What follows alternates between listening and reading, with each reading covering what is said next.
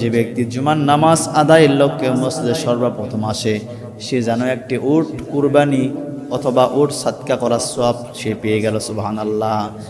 এরপরে যে ব্যক্তি মসজিদে নামাজের উদ্দেশ্যে আসবে, আল্লাহ রাসূল বলেছে ওই ব্যক্তি একটি গাভী একটি গরু কুরবানি দেয়ার বা সাদকা দেয়ার সওয়াব পেয়ে গেল।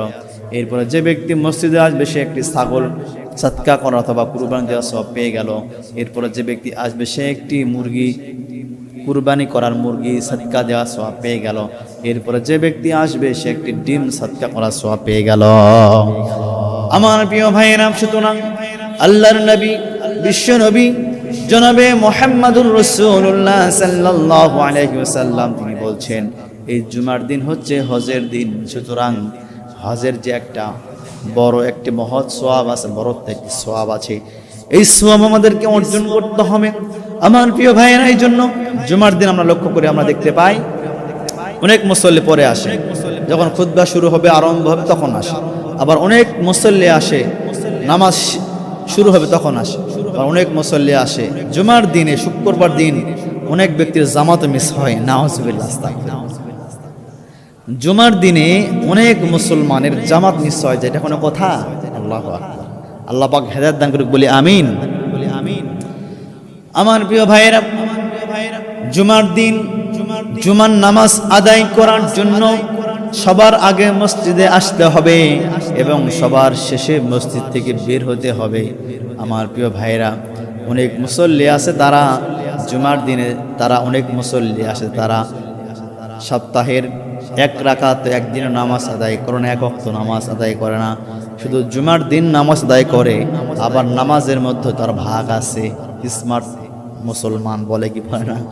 আমার প্রিয় ভাইরা, সে জুমার দিন একদিন নামাজ আদায় করার জন্য মসজিদে আসে, সবার শেষে আসে, শুধু জুমার 2 রাকাত ফরজ নামাজ আদায় করে সালাম ফিরে বাড়িতে দৌড় দেয়। এরকম মুসল্লি আছে না? নাই? আছে, অনেক আছে।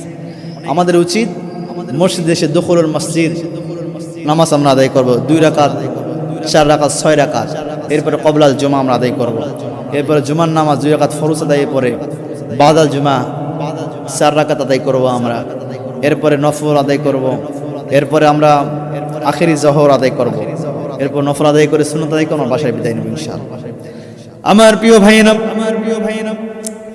বর্তমান সময়ে কিছু নামধারী লামাযহাবী বের হয়েছে, তারা ইসলামের বিধিবিধানগুলোকে শর্টকাট করে দিচ্ছে, তারা সুন্নত নামাজগুলিকে উঠায় দিচ্ছে, তারা নফল নামাজগুলিকে উঠায় দিচ্ছে। নামধারী কিছু লামাযহাবী তারা হাত তুলে মুনাজাতকে উঠায় দিচ্ছে, নামাজের পরে হাত তুলে মুনাজাত করা লামাযহাবীরা উঠায় দিচ্ছে। আমার প্রিয় ভাইয়েরা, আবার অনেক ব্যক্তি আছে তারা আজানের পরে হাত তুলে মুনাজাত এটা উঠায় দিচ্ছে। আমার প্রিয় ভাইরা, এগুলো তো হারাম নয়। এগুলো কি হারাম নাকি? হারাম নয়। প্রিয় হাজির, যেখানে সুদ খায়, ঘুষ দেয়, ঘুষ নেয়, লেনদেন করে, যেখানে ক্যাসিনো চলে, এগুলোর উপরে লামাযহাবীদের কোনো ফতোয়া নাই। কিন্তু যেগুলো সুন্নাহ, যেগুলো মুস্তাহাব এগুলোর উপরে লামাযহাবীদের ফতোয়া বেশি, ঠিক না? প্রিয় হাজিরিন, এই বিষয়গুলো আমাদেরকে লক্ষ্য করতে হবে ইনশাআল্লাহ। আমার প্রিয় ভাইয়েরা, আল্লাহর নবী বললেন জুমার দিনের একটি মহৎ একটি আদব হচ্ছে জুমার নামাজের যে খুতবা হয়, খুতবা মনোযোগ দিয়ে শ্রবণ করা। খুতবা ইমাম সাহেব, খতিব সাহেব খুতবা দিবে, কোনো মুসল্লি কথা বলতে পারবে না, জায়েজ নাই। যদি কোনো মুসল্লি কথা বলে, আপনি যদি তাকে বলেন এই চুপ করো, এটাও আপনি অতিরিক্ত কাজ করলেন, এটাও পছন্দ নয়, আপনি তাকে নিষেধ করতে পারবেন না। এমন একটি ওয়াজিব তরফের অপরাধ। আমার প্রিয় ভাইয়েরা, আমাদেরকে লক্ষ্য রাখতে হবে, আমাদেরকে বুঝতে হবে, খুতবা যখন খতিব সাহেব যখন খুতবা দেয়, এই খুতবা দেওয়ার সময় কথা বলা যাবে না, চুপ করে খুতবা শ্রবণ করতে হবে, চুপ থেকে খুতবা শ্রবণ করতে হবে।